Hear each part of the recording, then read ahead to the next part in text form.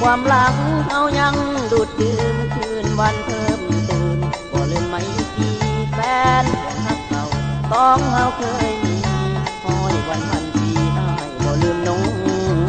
คาน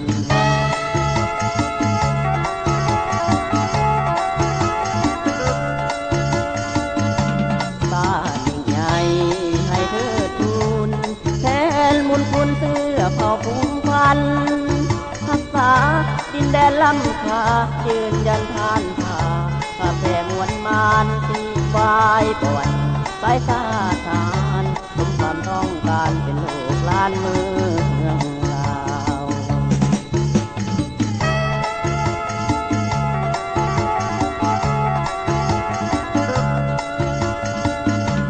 เจ้าจงอยู่มีใจให้โลกไปผ่านพ้นไปแล้วบ่ไปลาจะหวนกลับหาหน้ามนห่วมเยียงพ่อแม่ญาติทุกคนก็แพงเพิ่มคนบนบ้านเกิดเมืองนอน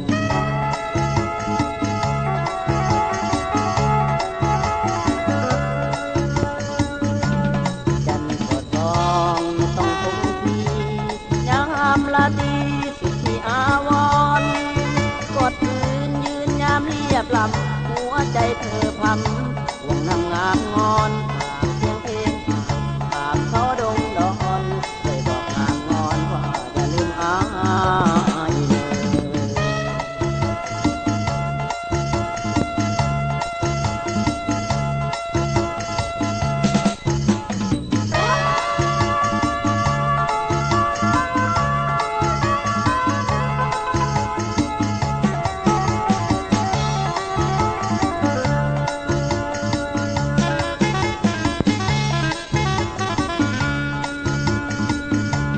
เจ้าจงอยู่มีใจให้โลกไฟผ่านพ้นไปแล้วบ่ไปลาจะหวนกลับหาหน้ามนความเยียงพ่อแม่ญาติทุกคนก็แห่งเพิ่มคนบนบ้าน